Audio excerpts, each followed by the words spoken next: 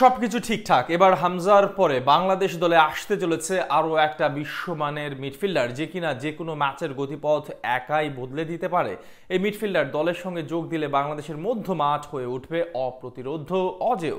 আগামী জুনেই সিঙ্গাপুরের বিপক্ষে বাংলাদেশের ম্যাচে সম্ভবত দেখা যেতে পারে বাংলাদেশের জার্সিতে কে এই বিশ্বমানের মিডফিল্ডার, যে হামজার হাতকে আরও শক্তিশালী করতে ছুটে আসছে দেশের টানে। বিস্তারিত জানবো রিপোর্ট। একজন হামজা চৌধুরীতে বদলিয়েছে বাংলাদেশ ফুটবলের সব চিত্রনাট্য।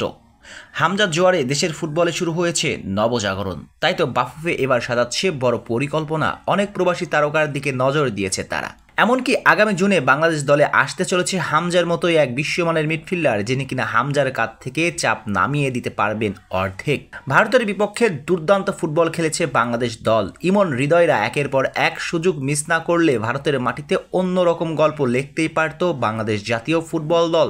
জয় নিয়েই ফেরা হতো শিলং থেকে, কিন্তু শেষ পর্যন্ত ফিনিশিংয়ের ব্যর্থতায় সেটা আর হয়ে ওঠেনি। তবে এক হামজাতে যে নেচেছে প্রতিপক্ষ, সেটা বলার অপেক্ষা রাখে না। তবে এবার হামজার সঙ্গে বাংলাদেশ দলে যোগ দিচ্ছেন আরেক প্রবাসী ফুটবলার। আগামী জুনের ফিফা উইন্ডোতেই কানাডিয়ান বংশোদ্ভূত এই ফুটবলার, সেই ফুটবলারটার নাম সামিত সোম। মূলত তিনি একজন মিডফিল্ডার, খেলেছেন কানাডার অনূর্ধ্ব 18 দল এবং অনূর্ধ্ব 20 দলের জার্সিতেও তাকে পারফর্ম করতে দেখা গিয়েছে। এরপর মেজর লিগের ক্লাব সাউথ ওয়েস্ট ইউনাইটেডের যুব দলের হয়েও খেলেছেন তিনি। বর্তমানে খেলছেন ক্যাভালরি এফসিতে। অর্থাৎ তার ফুটবল ক্যারিয়ার বলে দিচ্ছে তিনি কত বড় মাপের ফুটবলার।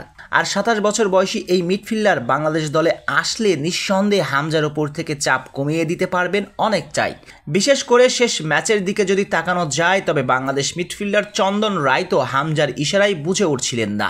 বারবার হাত দিয়ে হামজা ইশারা করলেও সঠিক জায়গায় হামজাকে বল পুছিয়ে দিতে পারেননি চন্দন। আর তাই সামিত সোম আসলে হামজার সঙ্গে বোঝাপড়াটা দুর্দান্ত হয়ে উঠবে, সেটা বলার অপেক্ষা রাখে না।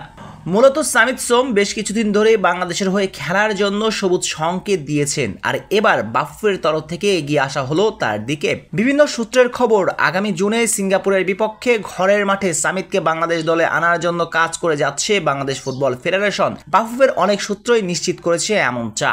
সামিত সোমের বাবা মা দুজনেই বাংলাদেশি। 80-র দশকে তার বাবা উচ্চশিক্ষার জন্য পাড়ি জমান কানাডাতে। অর্থাৎ বাবা মা দুজনই বাংলাদেশি হওয়ায় তার বাংলাদেশের হয়ে খেলার জন্য খুব একটা কাঠখোর পোয়াতে হবে না। তাই যদি বাফুফের চেষ্টা চালিয়ে যায়, আগামী জুনে বাংলাদেশের হয়ে জার্সিতে দেখা যাবে 27 বছর বয়সী এই ফুটবলারকে। আর এমনটা হলে সিঙ্গাপুরের বিপক্ষে একসঙ্গে দেখা যাবে ফাহমিদুল ইসলাম, সামিত সোম, হামজাকে। আর 27 বছর বয়সী এই মিডফিল্ডার বাংলাদেশ দলে আসলে নিঃসন্দেহে হামজার উপর থেকে চাপ কমিয়ে দিতে পারবেন অনেকটাই। আর তাই সামিত সোম আসলে হামজার সঙ্গে বোঝাপড়াটা দুর্দান্ত হয়ে উঠবে, সেটা বলার অপেক্ষা রাখে না। আর এই স্বপ্ন পূর্ণতা পেলেই কোনো সন্দেহ ছাড়া বলা যায় বাংলাদেশ হয়ে উঠবে অপ্রতিরোধ্য এক দল।